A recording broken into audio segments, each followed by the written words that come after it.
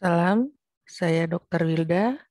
Kali ini kita akan kuliah tentang mekanisme kerja dan resistensi antibiotik. Kata bakunya sebenarnya resistansi ya, cuma kita kadang-kadang sering menyebut resistensi. Oke, kita lanjut. Tujuan belajar adalah untuk mengenal dulu penggolongan antibiotik, lalu memahami mekanisme kerja dari antibiotik tersebut, kemudian memahami mekanisme terjadinya resistensi, kemudian mengetahui beberapa uji kepekaan antibiotik. Ini outline untuk kuliah ini. Oke, sebagai pendahuluan, kita sering mendengar antimikroba ya. Antimikroba adalah bahan atau obat yang dapat membunuh mikroorganisme dan atau menghentikan pertumbuhannya.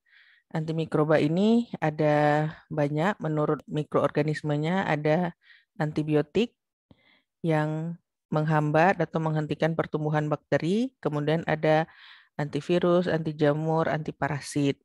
Anti parasit sendiri bisa dibagi lagi ya, anti malaria, obat cacing, dan sebagainya.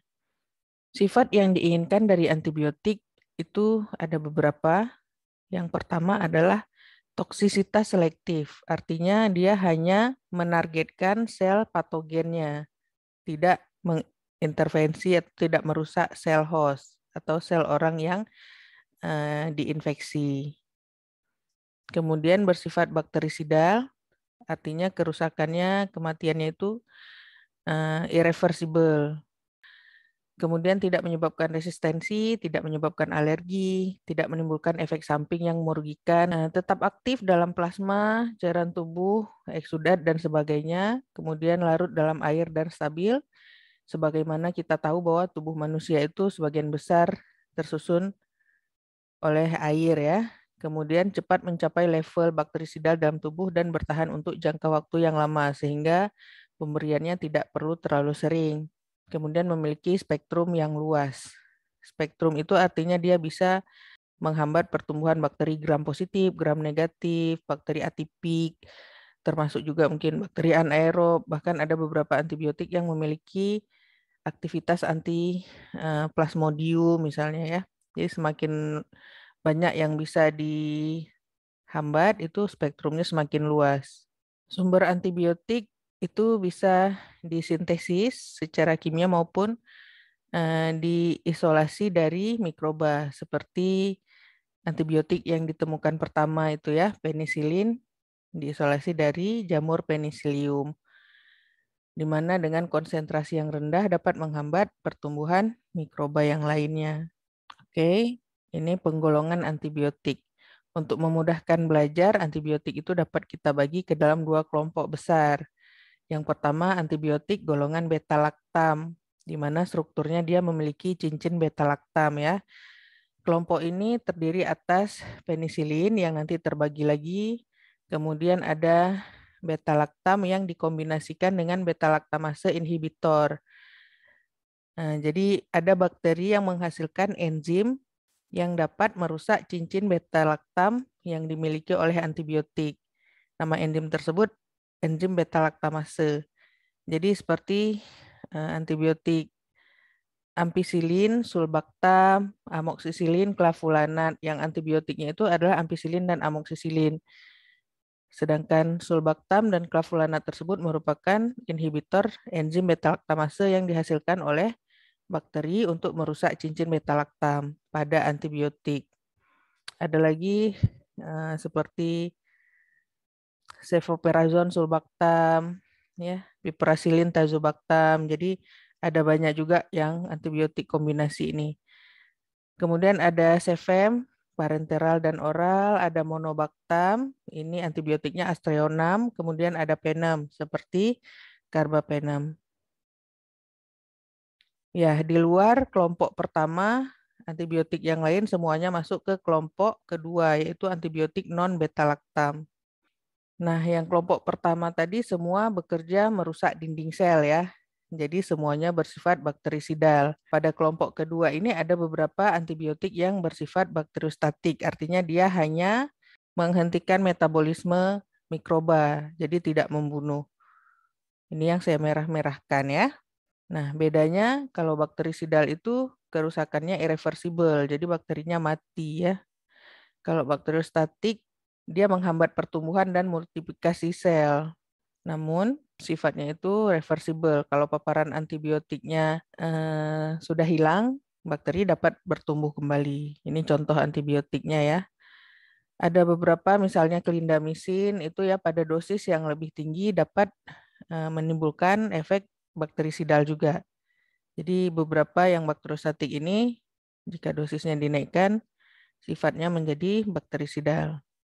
Nah, kemudian ada antibiotik time dependent, ada yang concentration atau dose dependent. Ini contoh-contohnya. Nah, yang time dependent supaya lebih efektif aktivitasnya untuk menghambat atau membunuh mikroba, antibiotik yang time dependent itu membutuhkan waktu yang lebih lama. Paparannya itu harus lebih lama ya. Konsentrasi di dalam plasma harus lebih tinggi dari MIC. Dari pada jangka waktu yang lama. Jadi asal dosisnya sudah mau turun, masuk dosis selanjutnya, mau turun lagi, masuk dosis selanjutnya. Sehingga PAE ini tidak terlalu lebar.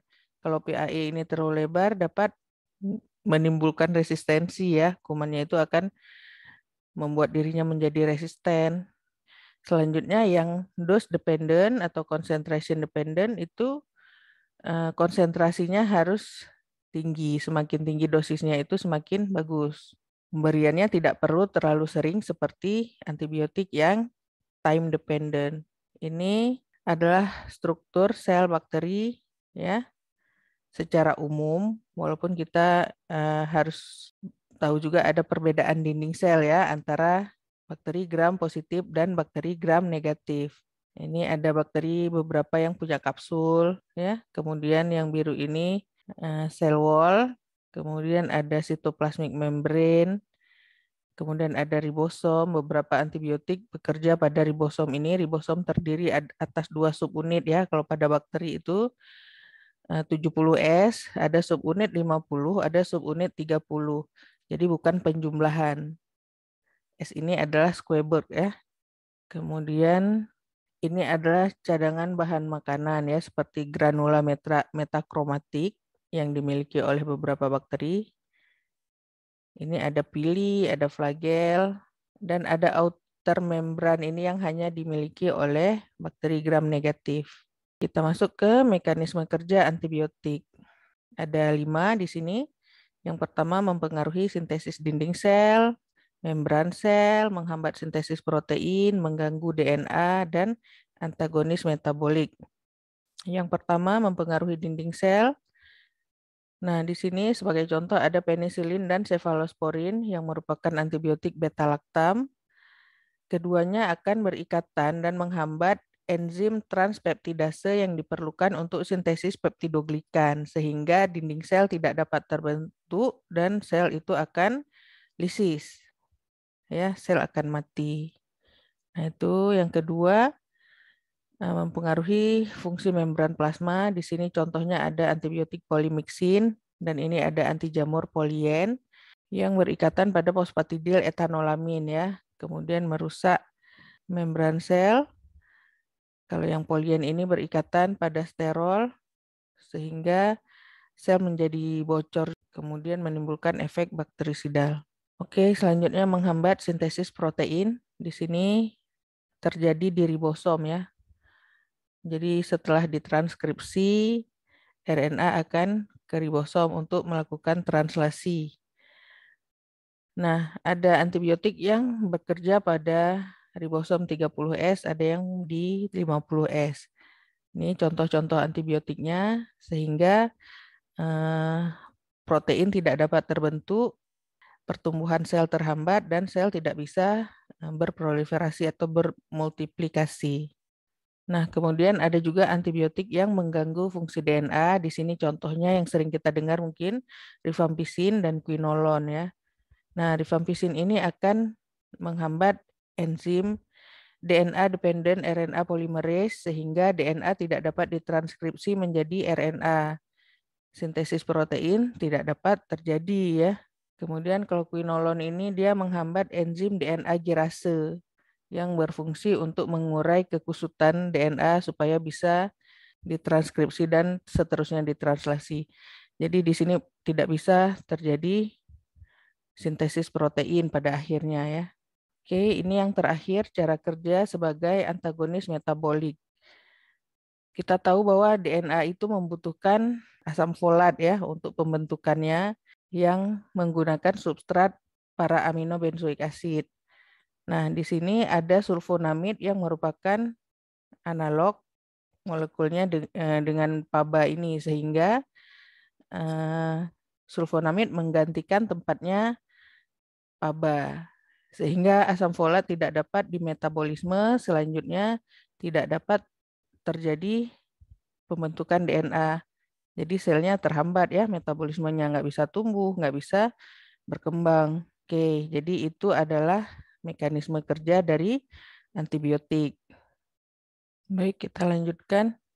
Nah, jadi secara skematis kita dapat melihat di sini cara kerja antibiotik secara keseluruhan ya.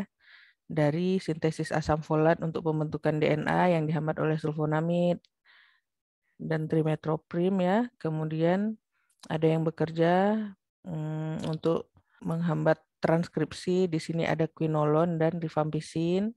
Ya, selanjutnya ada yang bekerja pada ribosom. Yang kita tahu ribosom adalah tempat terjadinya translasi atau pembentukan asam amino. Nah, di sini ada beberapa antibiotik juga. Ya, selanjutnya protein tidak dapat terbentuk. Kita tahu protein selanjutnya akan diperlukan seperti untuk membentuk organel-organel ya, termasuk juga di situ sel membran. Sel membran ini yang selanjutnya dapat dihambat pembentukannya oleh polimiksin dan struktur bakteri paling luar adalah sel wall ya. Yang kalau pada bakteri gram positif itu sangat dominan unsur peptidoglikannya, pembentukan peptidoglikan akan dihambat oleh antibiotik golongan beta-laktam. Nah, sehingga sel akan mati. Jadi ini secara umum kita dapat melihat pada skema ini. Oke, selanjutnya kita masuk ke outline yang ketiga, resistensi antibiotik. Resistensi adalah kemampuan untuk terus tumbuh meskipun terpapar antibiotik yang diberikan untuk menghambat pertumbuhan mereka. Jadi tidak ada respon ya. Akibatnya pasien dengan perawatan standar nggak cukup. Harus diberikan antibiotik lini yang lebih tinggi.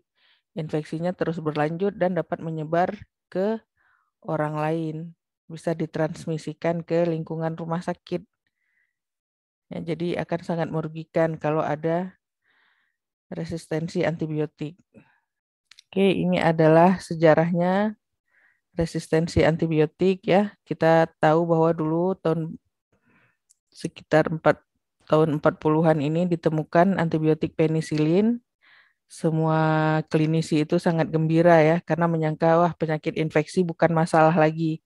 Namun ternyata setelah itu ada masalah yang lebih besar yaitu munculnya resistensi. Jadi kuman-kuman ini berevolusi membentuk resistensi terhadap antibiotik. Ini adalah masa-masa awal saat antibiotik banyak ditemukan ya. Selanjutnya sekitar tahun 60-an sampai 90-an itu adalah era keemasannya penggunaan antibiotik. Tidak ada isu resistensi di sini ya, tidak separah sekarang. Nah, kita saat ini masuk ke era of antibiotic resistant. Nah, di sini udah menimbulkan masalah sebenarnya. Dokter-dokter yang melakukan operasi sukses ya, tapi kemudian operasinya ada infeksi ya setelah operasi oleh kuman yang kebal dengan antibiotik. Jadi terakhir ya mungkin pasiennya meninggal, memerlukan perawatan yang lebih lama ya. Jadi secanggih apapun prosedurnya, prosedur operasinya, jika pada akhirnya terinfeksi oleh kuman MDRU ini, ya pasien mungkin tidak tertolong ya, atau membutuhkan perawatan yang lebih kompleks. Nah, selanjutnya diramalkan suatu saat setelah era sekarang ini akan ada post antibiotik era, di mana antibiotik tidak dapat dipakai lagi. Penyakit infeksi tidak akan responsif terhadap antibiotik. Misalnya kita sakit gigi, ya, tidak ada antibiotik yang dapat membunuh kuman penyebab infeksi gigi tersebut, sehingga sakit gigi akhirnya berujung sepsis, berujung shock septik, berujung kematian. Ya, kita nggak tahu ya sekarang kita sudah sampai di mana. Nah, kita bisa lihat di skema ini pada awal-awalnya saat ditemukan hingga munculnya resistensi, itu periodenya lama ya, bertahun-tahun baru muncul resisten. Nah, pada saat sekarang ini mulai tahun berapa ini? 90-an ke atas. Nah, di kemunculan resistensi itu yang cepat sekali. Levofloxacin diperkenalkan sekitar tahun 96 ya. Nah, pada tahun tersebut juga langsung dilaporkan sudah ada resistensinya. Linezolid tahun 2000 ya, 2001 sudah ada laporan resistensi. Nah, ceftaroline ini 2010, 2011 sudah ada laporan resistensi. Nah, jadi pabrik-pabrik yang bekerja untuk menemukan antibiotik yang baru juga sudah mulai putus asa. Waduh, mereka bekerja dengan waktu yang cukup lama, kemudian mengintroduce antibiotik tersebut untuk dipakai, namun dalam waktu singkat dapat menimbulkan resistensi. Jadi usaha mereka mengecewakan gitu ya. Waktu yang dibutuhkan untuk produksi antibiotiknya lama, tapi resistensi yang terbentuk itu sangat cepat. Nah, ini agak mengkhawatirkan sebenarnya. Nah, sekarang adalah pembagian resistensi. Apa saja sih resistensi itu? Nah, ada beberapa ya, resistensi mikroba terhadap antibiotik. Yang pertama ada intrinsic resisten. Intrinsic resisten ini artinya si bakteri ini memang dari sononya ya, sudah resisten terhadap antibiotik tertentu. Jadi itu sudah memang diciptakan dengan kondisi yang seperti itu. Kemudian ada resistensi yang didapat. Resistensi yang didapat ini misalnya begini, jadi pada awalnya bakteri tersebut dia sensitif ya atau peka dengan antibiotik tertentu. Kita sebut aja misalnya E. coli dengan ampicillin. Nah, karena sering dipapar terus dengan ampicillin atau dosisnya juga tidak di atas MIC, kurang ya, maka si bakteri tersebut masih hidup, dapat bermetabolisme dengan membentuk kekebalan terhadap ampicillin. Jadi karena sering dipapar akhirnya dia resisten gitu. Oke, kemudian ada resistensi klinis atau adaptif. Nah, ini jika bakterinya contohnya pada kasus biofilm ya, bakterinya sebenarnya sensitif, cuma dia membentuk biofilm dengan matrik ekstraseluler yang tidak dapat ditembus oleh antibiotik. Jadi dia berlindung dari paparan antibiotik. Atau hostnya yang tidak kompatibel ya, yang kita sebut dengan resistensi klinis. Jadi antibiotik itu kadang-kadang membutuhkan kondisi tertentu dengan albumin yang cukup, gizi yang baik supaya dapat bekerja dengan baik ya. Atau pasiennya asidosis, di mana antibiotiknya tidak dapat bekerja dengan baik. Dengan kondisi yang jelek, kinerja antibiotik itu juga dapat menurun. Jadi pasiennya itu harus diperbaiki dulu, seperti HB ya, harus dikoreksi hemoglobin, albumin, elektrolit, supaya antibiotik itu dapat bekerja dengan baik. Oke, ini adalah seleksi yang sering kita sebut dengan selection pressure. Ini bagaimana sih munculnya strain resisten pada tubuh ya. Jadi awalnya mikrobiota itu kan ada yang sensitif, yang biru-biru ini, kemudian ada yang resisten, strain resisten yang merah-merah. Kemudian jika dipaparkan antibiotik, maka yang biru-biru ini akan mati. Sehingga strain resisten akan tetap bertahan dan semakin banyak. Sehingga tubuh kita akan didominasi oleh strain resisten ini, di mana sifat resisten dapat didonorkan oleh bakteri ini ke bakteri-bakteri yang belum menjadi resisten.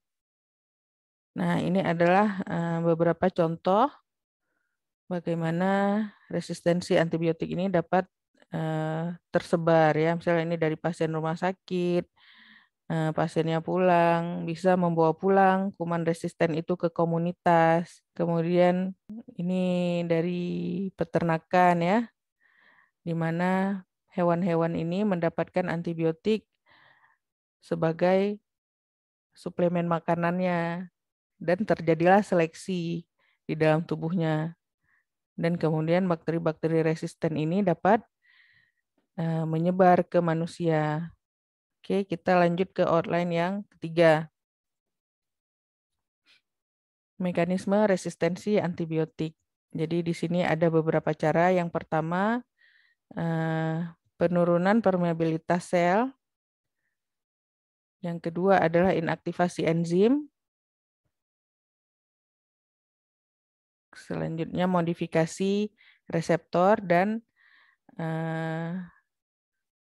pembentukan jalur resisten. Nah, secara skematis kita bisa lihat di sini yang pertama drug efflux pump, jadi antibiotiknya tidak bisa masuk. Kalaupun masuk dia akan terus dipompa keluar kembali. Jadi tidak bisa bekerja. Nah, kemudian inaktivasi obat oleh enzim-enzim, obatnya nggak bisa bekerja juga. Perubahan target obat, ya sehingga tidak dikenali, obatnya tidak berguna juga. Kemudian ada plasmid, ada resistensi yang terkait kromosom. Nah, kemudian ada modifikasi dinding sel sehingga antibiotik tidak dapat masuk. Ya, selanjutnya resistensi ini dapat juga terjadi secara non-genetik maupun genetik ya. Non-genetik itu misalnya seperti MTB, Mycobacterium tuberculosis yang dalam kondisi dorman. Dia tidak bermetabolisme sehingga resisten terhadap antimikroba. Kemudian ada juga bakteri-bakteri yang kehilangan dinding sel yang kita sebut bakteri L-form, di mana bakteri-bakteri seperti ini akan resisten terhadap golongan beta-laktam ya, contohnya penisilin dan cefalosporin. Kemudian ada juga resistensi yang dikaitkan dengan genetik. Nah, genetik ini karena dia membentuk perubahan susunan genomnya yang kemudian mengekspresikan kekebalan ya atau resistensi tersebut. Perubahan genetik ini dapat terjadi pada kromosom maupun ekstra kromosom. Yang kromosom itu biasanya sifatnya akan lebih permanen, relatif permanen ya.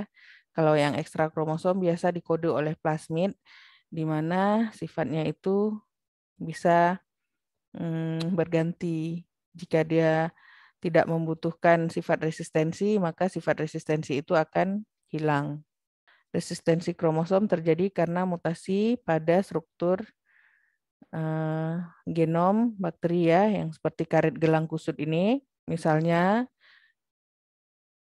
mutasi tersebut selanjutnya dapat merubah reseptor spesifik pada ribosom. Misal, sehingga reseptornya sudah tidak efektif untuk berikatan dengan antimikroba. Antimikrobanya tidak dapat bekerja. Ini untuk antimikroba yang bekerja pada ribosom. Nah, kalau resistensi ekstra kromosom, ini ada elemen genetik yang di luar kromosom. Biasanya plasmid ya, dalam bentuk plasmid ini yang biru, yang bulat-bulat. Plasmid yang mengatur resistensi terhadap antimikroba ini kita kenal sebagai resistensi faktor. Nah, jika paparan antibiotik sangat banyak, plasmid ini bisa berada dalam jumlah banyak sekali dalam sel bakteri ya. Jadi jumlahnya bisa banyak, bisa sedikit sesuai kebutuhan. Dan plasmid ini dapat didonorkan kepada bakteri-bakteri di sekitarnya. Elemen genetik dapat ditransfer dari satu sel bakteri ke sel bakteri yang lain. Ya, baik dengan cara transduksi, transformasi maupun konjugasi. Transformasi ini kalau ada bakteri yang mati, pecah ya, lisis, maka plasmidnya dapat diambil oleh bakteri yang masih hidup di sekitarnya. Transduksi, nah ini didapatkan dari bakteriofag ya, bakteriofaga. Materi genetiknya masuk ke dalam sel bakterinya. Kalau konjugasi ini melalui pili. Jadi mereka akan mengaitkan pilinya satu sama lain dan plasmidnya berpindah melalui pili tersebut dari satu sel ke sel lainnya. Nah, demikian mekanisme kerja antibiotik. Selanjutnya kita masuk ke uji kepekaan antibiotik ya. Nah, pemakaian antimikroba tadi kita tahu akan menimbulkan seleksi. Seleksi akan berujung pada munculnya kuman-kuman yang resisten sehingga terapi menjadi lebih sulit ya. Yang lini pertama karena sudah resisten jadi tidak respon lagi, tidak memberikan perbaikan klinis. Jadi pasiennya nggak sembuh, tetap sakit dengan antibiotik lini pertama. Oleh karena itu sekarang sangat dianjurkan untuk pasien-pasien infeksi itu harus melakukan uji kepekaan antibiotik dulu ya, di samping identifikasi etiologi infeksinya. Nah, berikut adalah beberapa kuman yang saat ini menjadi tantangan untuk klinisi dalam mengobati penyakit ya, dalam perawatan di rumah sakit. Ada yang urgent, serius, dan concerning. Yang urgent ini termasuk Clostridium difficile, ini adalah penyebab pseudomembranous colitis. Clostridium ini adalah bakteri anaerob. Kemudian ada CRE, Carbapenem resistant Enterobacteriaceae, ada drug resistant Neisseria gonorrhoeae. Nah, ini yang serius. Kita bisa lihat di sini ya. Ada banyak sekali drug resistant semuanya. Nah, yang concerning ini yang mengkhawatirkan. Di sini ada vancomycin resistant atau vancomycin intermediate.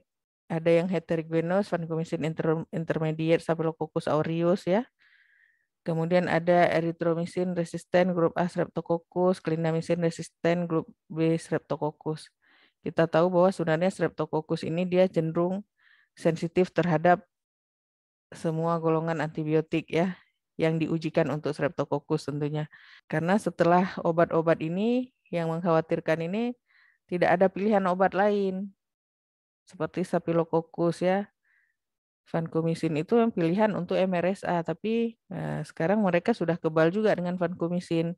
Klinisi akan sangat bingung, wah pilih obat apa lagi ya setelah ini. Kalau pilih yang mungkin bisa ya, ada linezolid, ada tigecycline.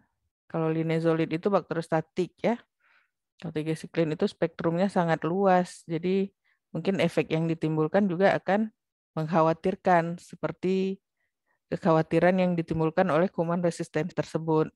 Oke, kita kembali ke uji kepekaan. Tujuannya adalah untuk mengetahui apakah kuman yang diisolasi masih sensitif atau sudah resisten. Ya, nanti di CLSI, sensitif, resisten, intermediate, ini kita kenal sebagai interpretive kategori. Nah, jenis pemeriksaannya ada yang kualitatif, ada yang kuantitatif. Uji kualitatif ini hanya membedakan kuman tersebut sensitif, resisten, atau intermediate ya terhadap antibiotik. Kalau yang kuantitatif ini, selain mengetahui sensitif resisten, dia juga untuk mengetahui berapa konsentrasi mikroba yang dapat menghambat atau membunuh kuman. Yang menghambat ini kita kenal sebagai MIC, Minimal Inhibitory Concentration. Yang membunuh ini kita kenal sebagai MBC, Minimal Bactericidal Concentration. Ya, konsentrasi ini dapat dihitung dengan metode kuantitatif. Untuk kualitatif caranya bisa dengan agar diffusion, ini yang umum digunakan metode Kirby-Bauer. Selanjutnya ada agar Wells diffusion dan agar cylinder diffusion. Pemeriksaan kuantitatif bisa secara dilusi maupun difusi. Yang dilusi ini bisa agar dilusi bisa menggunakan media cair ya, macro dilution test dan micro dilution test ini yang menggunakan plate, microplate sehingga volume yang diperlukan lebih kecil. Untuk uji difusi menggunakan A-strip. Nah, ini yang disk diffusion, cylinder, sama well diffusion. Nanti antibiotiknya akan berdifusi ke dalam agar Muller-Hinton. Ya, selanjutnya akan dibaca zona hambat yang timbul.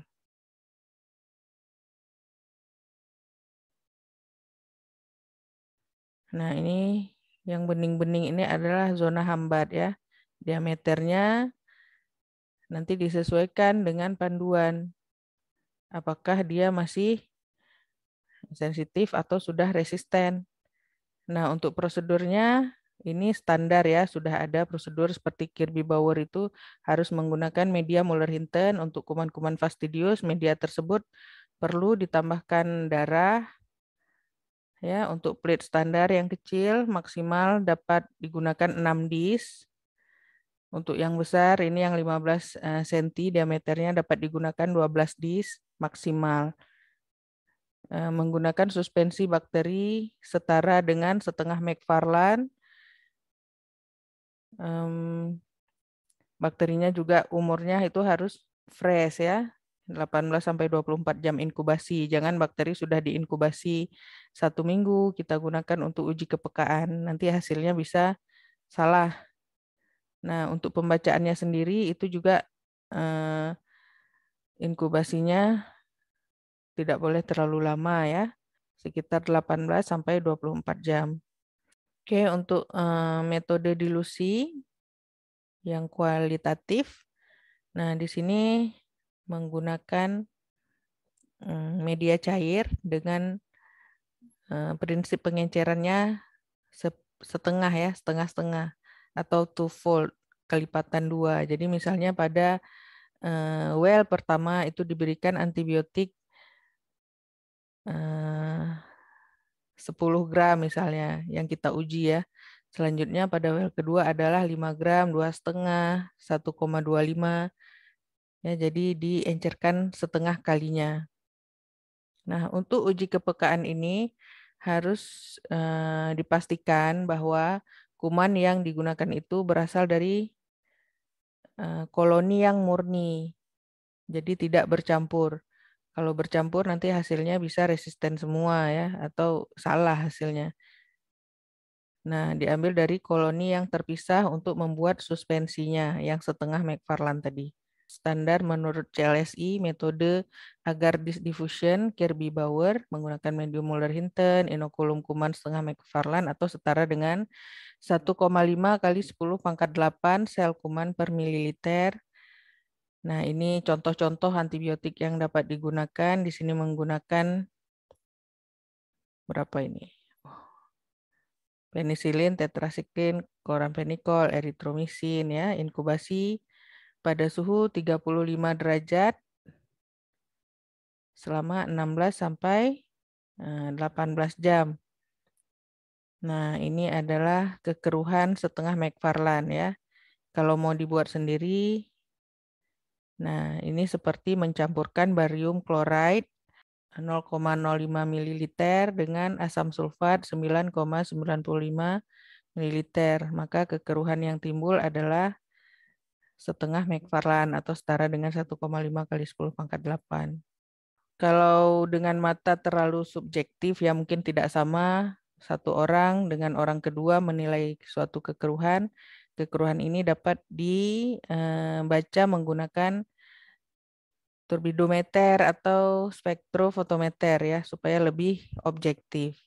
Nah, ini suspensi yang sudah dibuat selanjutnya digoreskan secara menyeluruh pada plate Muller-Hinton, agar Muller-Hinton. Nah, kemudian diberikan dis antibiotik yang diuji.